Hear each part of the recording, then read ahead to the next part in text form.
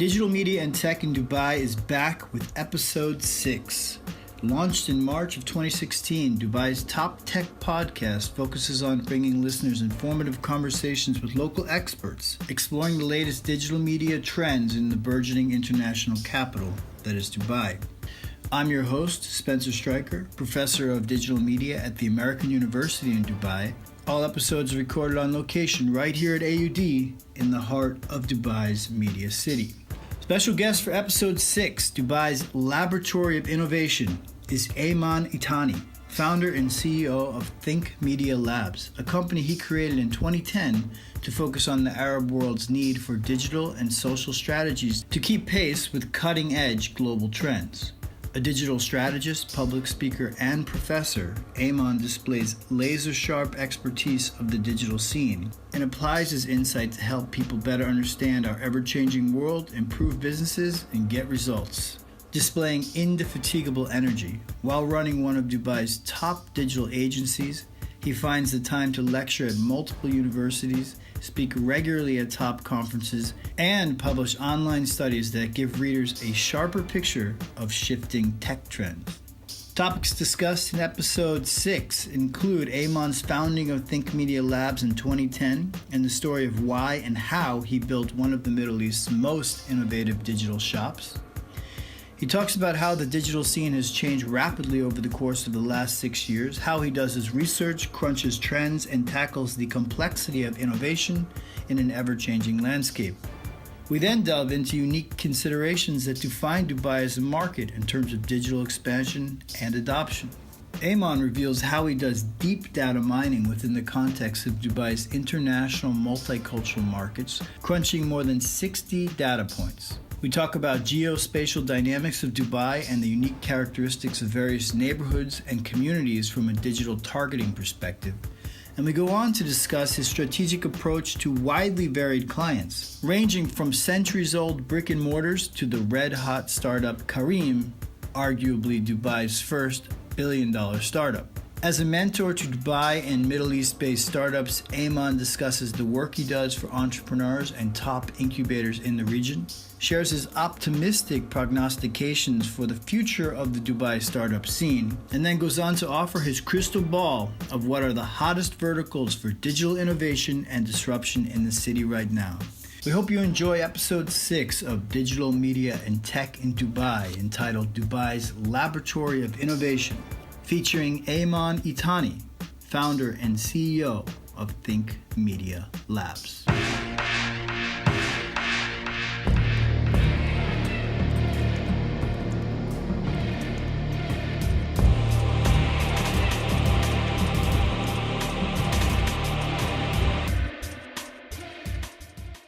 My area of specialty is digital and social media, and I started teaching at the university level back in 2008, 2009. Okay. Giving workshops and sharing the practices related to users and businesses. And with time, that evolved into consulting. Okay. And I started a company called TML, where we help other businesses use changes in digital and social media to better grow their own business, improve their customer support, access new markets, launch new products. And so that started out of Lebanon for a while. And you started Think Media Labs in Lebanon in what year exactly? Formally in 2010. Okay, because that's what it says here. But you said you got into... I got into digital and social before that, and I was doing consulting jobs before that. We weren't TML formally at the time, but we formalized it in 2010. Okay, and what was the rationale? Why did you decide? And did you call it that from the beginning? Was it called Think Media Labs? Yeah. It was a combination of things for the name, if that was your question. Yes, the name. So, because sometimes the name changes over time, but basically, you knew at the beginning it was going to be called Think Media. Well, the labs aspect of the name reflects the ongoing change in the industry that we're in. Right. So we have a labs aspect of the work that we do, where we experiment with the new things that are coming up. Yep. So just a few days ago, Facebook announced major changes in their F8 developer conference, and we're already experimenting with bots and content related to that and how people interact with that. So in other words, the lab component focuses on the cutting edge nature of this business? Absolutely. So we do a lot of that experimentally internally, and then we involve some specific clients who are open to being one of the first in the region and globally to use the new capabilities that are available to them. Mm-hmm. And this is when we start to roll it out commercially.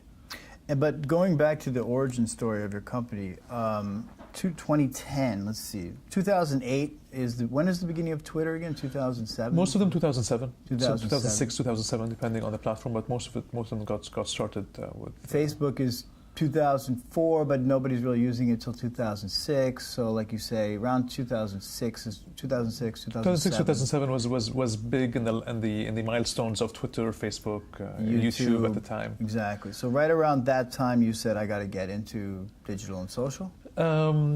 Well, I've always been, even before that period, Mm-hmm. my background is in computer engineering, and I have an MBA as well. And all of the work that I've been doing has always been on the user side, how us as people are using the technology aspect and what does it mean to our day-to-day. And actually the turning point for me for that was in my last semester in college. It was a joint program between a course I was taking and MIT. It was actually an elective I chose to take. It was with the architecture department, something completely out of my comfort zone.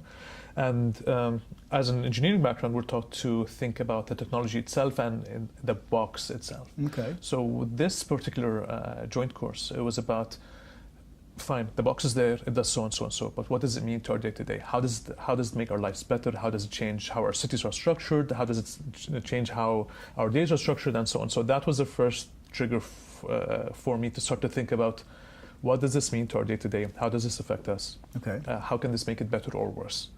But this was a course at MIT. There was a course at the college that I was in, and it was a joint course with MIT. With MIT. With okay. MIT. Very cool. So that course was a trigger for me. So all of the jobs I started to take after that I've always been involved in the user side. How, we're implementing this. If it's a telecom provider I was working with, how does this change our day-to-day? If it's an internet provider I was doing work with, how does this change how people interact or communicate? So I've always been on the technology part that changes how we do our day-to-day, whether we communicate personally or what does it mean for a business itself. And so that sparked your interest in social and digital media. When social and digital started to grow Right. in the format that we're starting to know it, Right. I sensed that this is a strong driver for how we change things, because this will affect and has affected how all of us would interact, not just very specific niche of people who are interested in what's our day-to-day. So in other words, okay, so you have a background in computer science and in business, and then you got interested in essentially user experience and how digital technology affects, or how humans more or less interact with digital, and how it changes us in terms of our behavior and the opportunities around that, perhaps. Mm-hmm. And so you saw that opportunity, you started Think Media Labs, and you started it in Beirut first? Yes. Okay. And so what caused you to bring it from Beirut to Dubai? Sure. We had clients from Dubai that were servicing out of Beirut, but it was mostly reactive. So they used to reach out to us or referred to by a client or a friend. And with time, with the importance of, we sense more the importance of us being more involved, closer to our clients in Dubai, especially Dubai being a major hub for all of the region, and a lot of the interesting and challenging tasks and experiments we got to do were actually from entities in Dubai who wanted to be different, who want to position themselves and take advantage of this latest things. Okay. So we wanted to be closer to our clients and better serve them here. So we had clients in the UAE, Saudi, and other places in the Middle East. We thought if we open up an additional branch in Dubai, we would be closer to serve that, and that was why we grew into that. We still have our office in Beirut. Okay, so you still have an office in both places. Absolutely. Okay. Yeah. So what were some of your initial clients here in Dubai? What were some of the first things you were doing way back in 2010? Sure. What was the technology landscape like in terms of digital and social then, and what were your first clients and first kind of work you were doing? What's interesting about the industry that we're in is it has disrupted and affected different sectors. Right. So from telecom to financial to insurance to Right. medical to education to user commerce. So it's a wide variety of different sectors that have been affected. It was interesting early on when we were approaching. I remember a reaction with a bank, with a manager of a major bank, and he was referred to. I got in touch with him via a common friend, and I was telling him about the importance of this and how it's going to change their industry, and then at some point he paused. He's like, "Ayman, I like you, but why are you talking to me about things that my kids play with?" That was early days. Okay. I got a call from the same guy 2 years later. He's like, Right. "Can you come in and talk to us about that Facebook Right. thing that you Right. mentioned a couple of years ago?" Right. So the industry has changed. So there's I no longer have these discussions.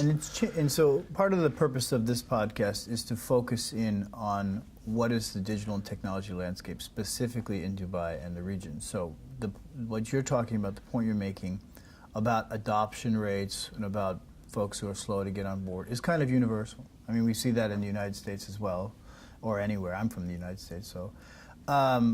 But is it, in your opinion, what is unique about that in Dubai in terms of like adoption? Why would somebody who's in the finance business in Dubai, in particular, be hesitant or to get on board with digital? When you look at Dubai as a market, it reflects the people that are in it. So we're looking at 200 nationalities. We're looking at hundreds of categories of different businesses that have started or have grown in the UAE to service the UAE market and the markets that are around it. So it's a very active market, and it's normal to find people at different journeys in their lives, in their business's life cycle. Interesting. So some of them are getting started, some of them are advanced, some of them are super advanced, some of them are just interested and so on. So some people I used to speak with, and I'd look at, how come you don't have a website today? How can you not have been serviced by somebody before me?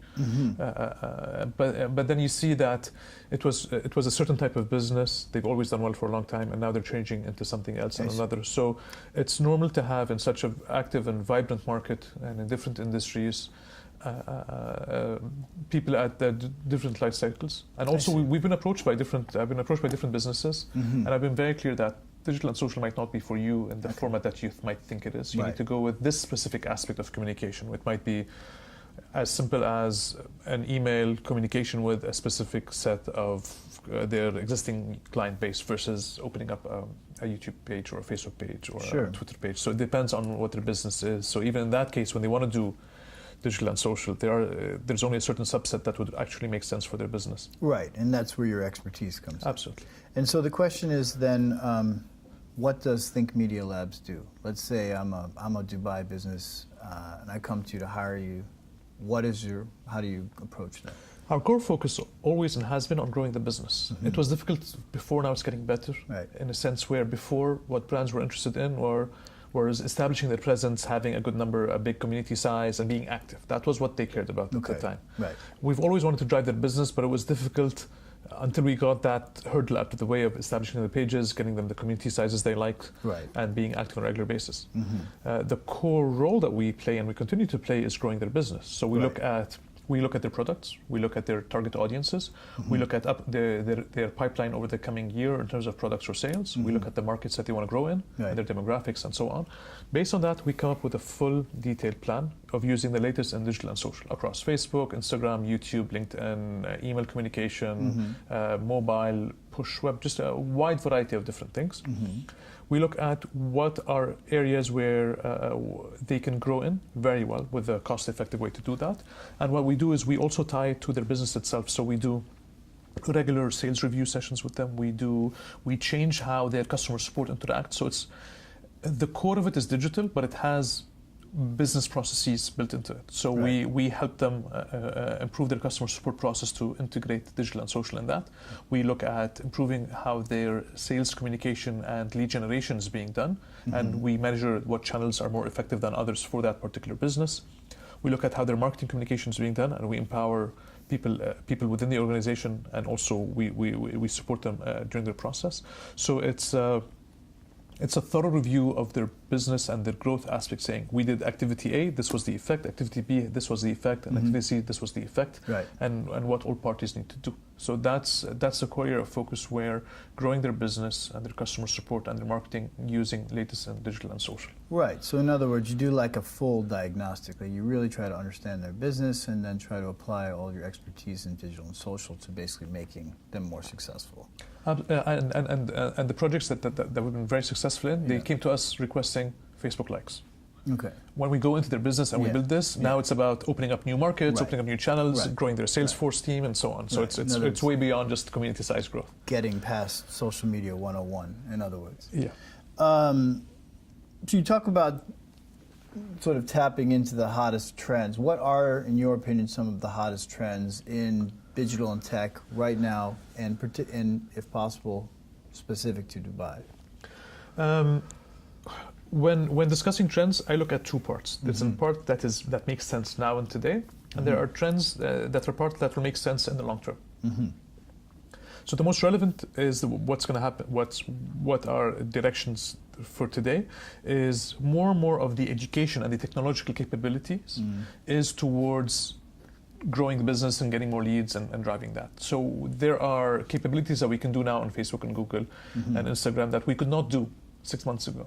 Such as? In terms of tracking. So for example, there are many activities such as lead generation directions. So there are, over the last 12 months, Facebook has introduced a lead generation model where we can do advanced targeting, advanced tracking, and users can opt in to provide the business with their information so that somebody from the organization would call them to provide them with the information they need and the service and these so on. tracking tools that you're using, these are proprietary, or these It's a combination. What we do is we try to leverage the built-in capabilities. So the lead generation, particularly example, this is built in because before now we used to have to do the same. You need to use a series of 3 or 4 tools. So it used to take a lot of time to set up, cost as well. Yeah. So now it's much more effective. We can launch it very quickly. Okay. And to tie to the Dubai market, it's a very fast-paced market. So we have many campaigns that we're asked to launch within 48 hours.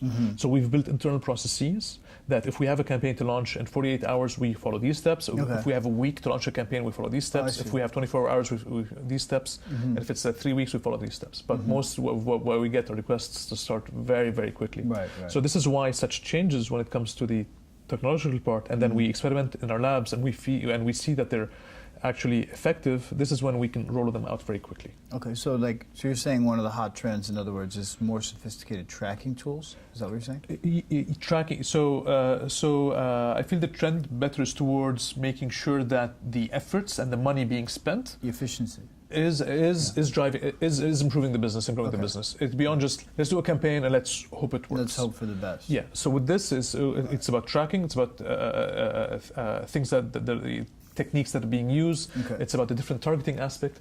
And then also to tie to Dubai and the opportunities for business in Dubai is because it's a wide variety of communities, more than 200 nationalities. You can do specific targeting based on locations, demographics, expat status, and so on. So there are capabilities that we're deploying in Dubai that we wouldn't deploy in deploy in the UAE more than other parts in the world because it has this mixed demographic and interests in purchasing power. Interesting. How do you approach that? So can you give certain examples of how you might target niche communities within Dubai? Sure. From a social perspective or digital perspective? When we're dealing with businesses that are already established, they've been around for a while. One of the first things we do is we work with them to do data mining on their existing business, on their existing users and so on. So we look at what are user behaviors in their past data that would sell a certain product or buy a certain product or go to a certain place and so on. So based on doing the data mining on their user information, this is when we look at what can we do to reach out to this specific type of people on Facebook? How can we use Google's ad engine in order to reach out to that category A, category B, category C? So different types of people, categories based on age, gender, location, and so on. So it's a wide variety of different, more than 60 combinations that you can do in order to do the targeting for those. So based on existing data for the users is when we're able to do and then we look at different platforms and what capabilities each has in order to reach that specific. And how are you getting this data though? What are the tools you use to look at data? It's a combination of things. So sometimes businesses have already logged them very well internally that we could take that raw data and we do the analysis on our side. Right. In other cases, it's either they haven't logged them yet, or it's a business that's just getting started. In that case, what we do is when we run the campaigns, it's about, yes, promoting the product and the service, but it's also about getting additional information that would help us make more educated decisions in terms of targeting moving forward. This is when we'd add more tracking and forms and content and capabilities for that. Okay. So are you platform agnostic, or do you have a platform you prefer?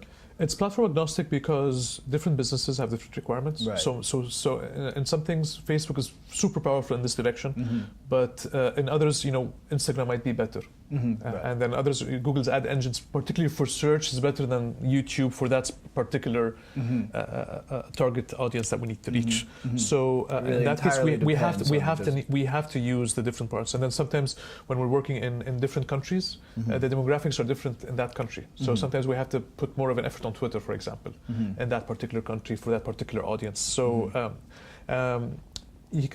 it's difficult to commit to one platform to drive a consistent result for a business that wants a wide variety of different services. Okay, so it really entirely depends on the business and what they're trying to do, basically. Yeah. And this is our advisory role. This is our advisory role when it comes to that. So you're obviously very plugged in and have a deep understanding of this field. I guess my question is, what do you see as the main places of growth in the future for digital and social in Dubai? Where do you see it going? Let's say in the next 3 to 5 years. Sure. A couple of things in that direction. One would be there needs to be a growing importance for businesses to understand that improving their communication via digital and social will grow their business, and they need to tie to that. So we still have discussions saying, we'll worry about the business later, but for now we want to grow our page, we want to post more videos, we want to do this. And my direction is that's a secondary to, that's 2010 of social media. Okay, that's good. I like your attitude. So that's 2010 of social media. I was thinking the same thing. And we will do that. That's an engagement as which we're going to do. Yeah. But first, let's start with the core aspect. Let's look at the business, what the business wants, and then we're going to come up with full plans, including this. But let me feel very comfortable that we're able to contribute to growing your business. Okay. And then we'll cater to the rest. So that's that importance aspect of the different marketing and sales teams to know that this can be used to drive their business. So they have to be a bit more engaged in that direction. So this is one aspect. The second would be more and more of what, our area of specialty is digital and social, but more and more of what we're doing is we're doing a combination of things that are non-digital as well to complement the activities that are strongly digital focused, because when you're looking at a journey of a certain person and how they're interacting. So now, for example, we're able to target people when they're living in a certain area. And so in that certain area, you can work on certain activations in that area. So basically, if you're living in that area, you open up your social feed and you get to see a specific campaign related to that. When you engage with that campaign, that can be logged that this area is engaged more than others. So what we can do is we can do an offline activation in a certain area, like a booth, an activity, targeting certain buildings and areas and so on. Old school way, but it has it's predicated by the digital targeting as well. Okay. So it's a combination of augments, in other words, absolutely. So it's not one or the other. But you're saying that is a trend of digital in Dubai, which is to say, sophisticated use of essentially a real traditional marketing. So when I'm doing work with brands and I look at their full year of offline activity. So what we do is we examine that offline activity that they've already committed to and they're already doing. Yeah. And we're adding a core digital aspect to it. Okay. So don't throw out the baby with the bathwater. Sorry. Build on what they already have. Yeah.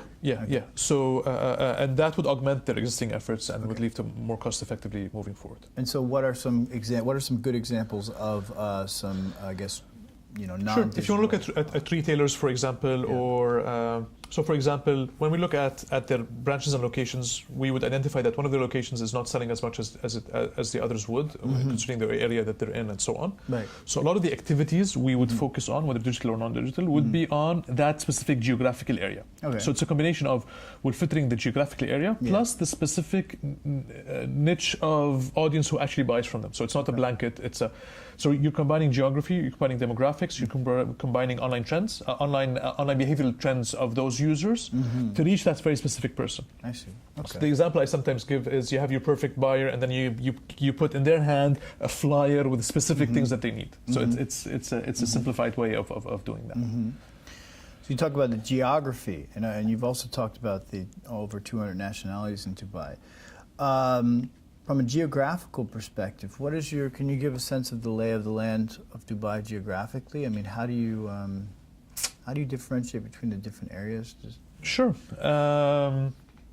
It depends on the business. Some businesses can serve only a set of geographical areas. Yeah. So if they deliver or if they service or people would come to them only in that specific area. Okay, like such as? So for example, if you're simple example, if you're a restaurant and you deliver, if you're based on the Sheikh Zayed road, there's a certain radius around it that you would service, but you wouldn't be able to service Jabal Ali, for example. Right. So there's no point wasting ads and efforts and so on areas outside the ones that you can service. That's a waste of money, and you're disappointing users and so on.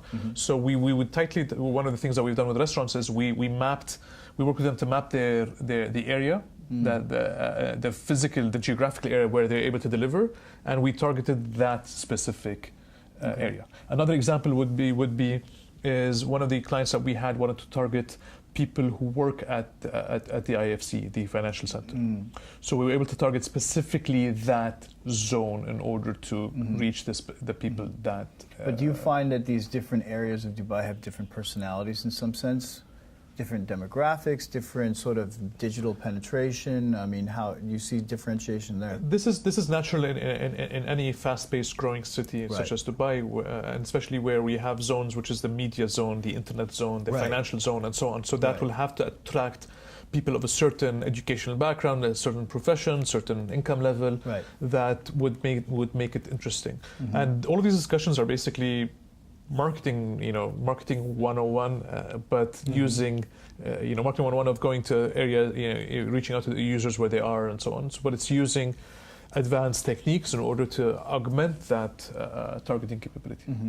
Who are some of your most exciting clients right now? Can you talk about some of the work you do for your clients? Or we service a wide variety of clients, from businesses that are just getting started, a few people who are trying to disrupt a certain sector, all the way up to major established clients that are household name that I know since I was 8, or government entities and so on. So it's a wide variety across. We cater to education, financial, retail, businesses. We've done airlines, just a wide variety of different ones, and we're able to do a lot of the experimental elements with. To give you an example, there's a model for on demand where you open up an app and you ask on demand for cleaning services, laundry, a car, delivery of groceries. So there are a lot of these apps now in the services in the UAE,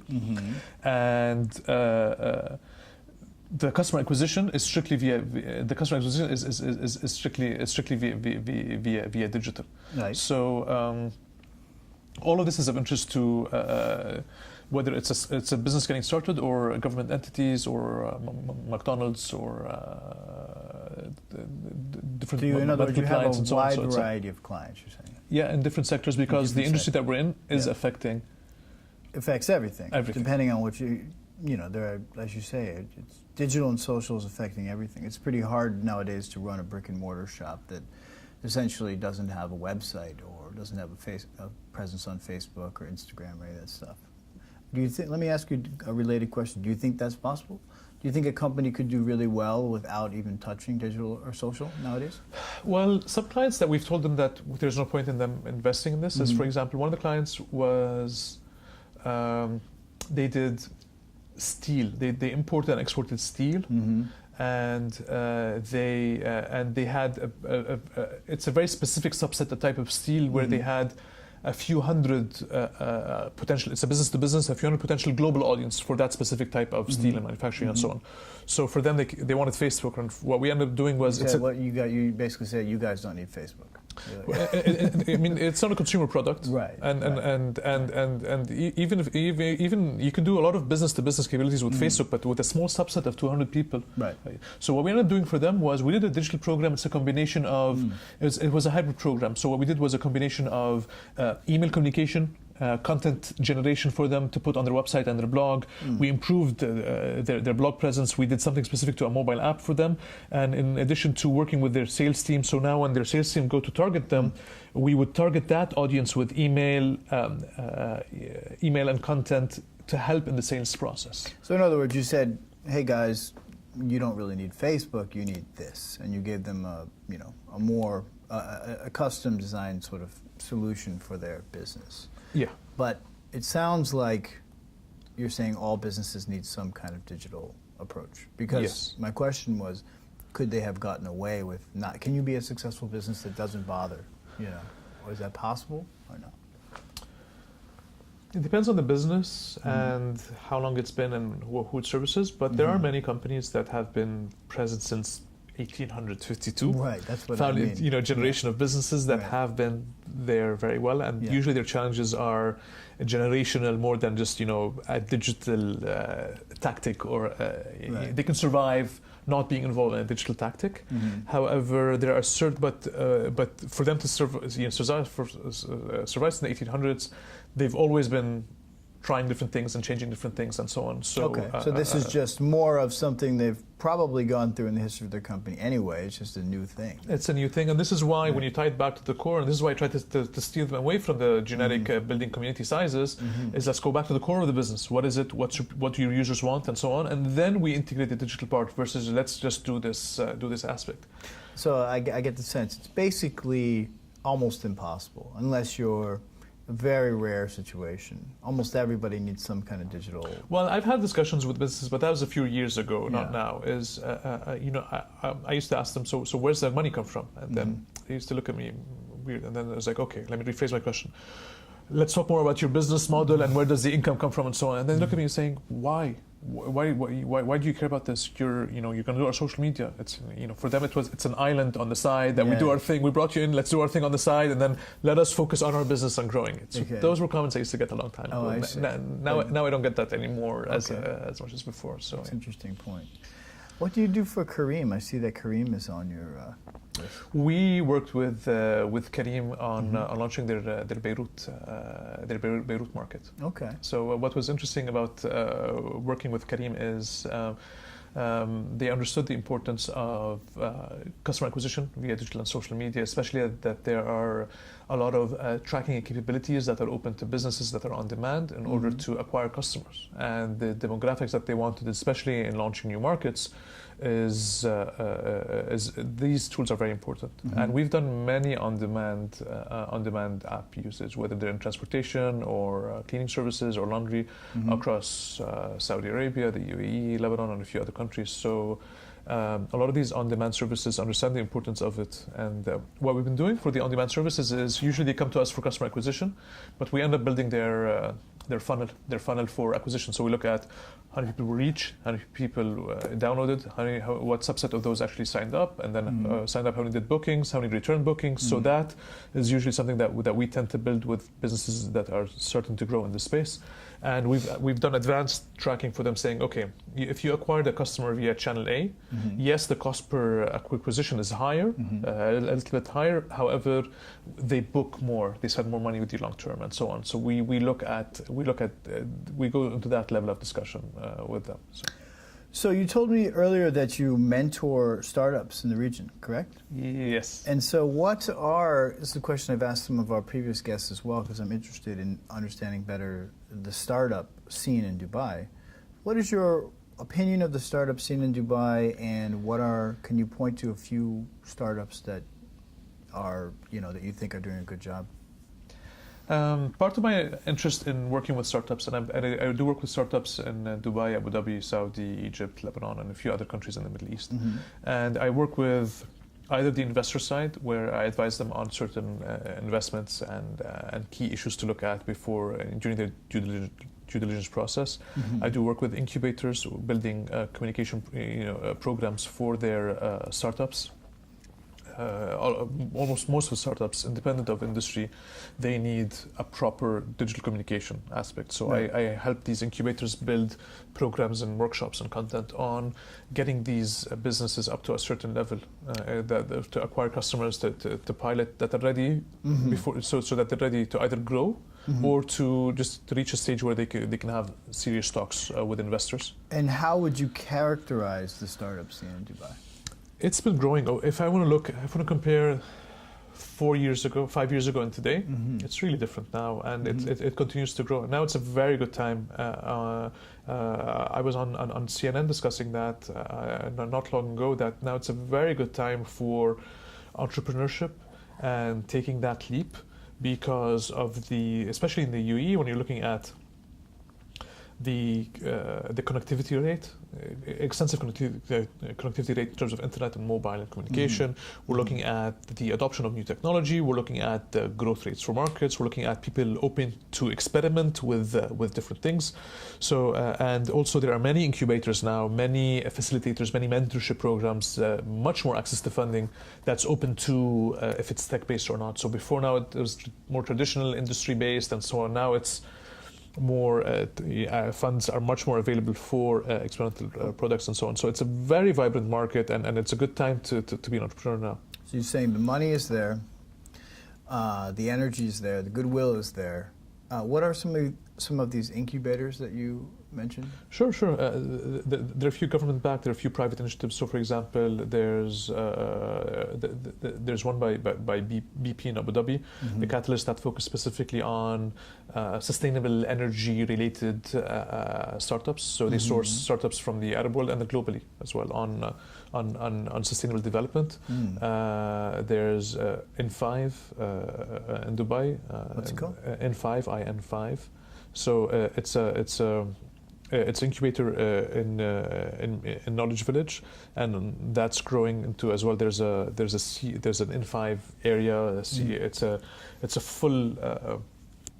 It's a full city, if you wish, that caters to entrepreneurship, growth, innovation in terms of infrastructure, mentorship, access to funding, and so on. So that it started as a small program, and it's growing extensively over the next few years with the plans that are there. Cool. There's Turn 8. There's Flat 6 Labs in Abu Dhabi, in Egypt, and Saudi. WAMDA is also trying to help out with different entrepreneurs throughout all of the Middle East. So it's there's a long list of different incubators as well. Mm-hmm. In Lebanon, there's a government initiative to committing funding to startups in Lebanon that was not there before, and that is spurring a wide growth of incubators, mentorship, and institutions in order to help that ecosystem. So it's there's a lot to be done.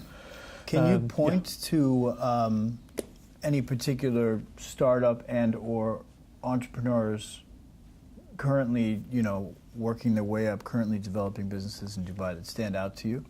I see now a huge growth of on-demand app services. Mm-hmm. Even sending a barber home. You open up an app, you order, you place an order, mm-hmm. and then a barber shows up in your house within X amount of minutes. So groceries, laundry, cleaning services, and that's the vertical you think is particularly hot, as sort of on-demand services. A lot of that is being done now, and I already assist some of them either through mentorship, or some of them are existing clients. Mm-hmm. And also I come across a lot of their advertising and communication where they're trying to accommodate, trying to grow in that. And the differentiators are going to be a bit tough as well. So. Mm-hmm. Oh, right. So in other words, it's a bit saturated, you're saying. Well, if you have 12 grocery apps servicing a very small area.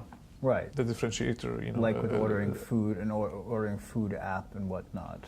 So this is when you have to move into laser targeting, efficient running of your business, very tactical customer acquisition, excellent customer support to differentiate. You mentioned on-demand app services as one particularly hot sort of area. What are the other areas that jump out to you as one particular interest to you is education as well. I still see a lot of businesses trying to come up to service a certain aspect of the educational sector. And what I find interesting is that many schools in the UAE are interested in, even if it's not established, anything that might contribute to the well-being of their students. They're willing to do a pilot with a certain class and so on. Because usually schools, as you know, they might want to wait until it's more established and there's more data and so on. But working with these startups, I see that educational entities have been very open to in other words, they're quick adopters, early adopters. And to your point, because when I did Galaxies in Silicon Valley, I can tell you that one of the biggest issues is that schools are very slow to adopt new technologies. Teachers and parents might be quick, but the schools themselves are really slow, actually. It's like a glacial pace. It's like a 3-year cycle, at least, to sell them a new kind of solution. So you're saying that the UAE schools will adopt stuff much more readily? They've been doing that with different startups I've been doing work with, where it was you'd expect it to be more difficult. They've been open to having discussions around that and running pilots with specific. That's cool. So that's very interesting. In other words, that's what you're saying. My interpretation is that ed tech has kind of an advantage then in the Dubai space, in the sense that if the schools are willing to be early adopters of technologies, that's a unique kind of competitive advantage. And if the startup is a very effective one with a very solid product, they can grow.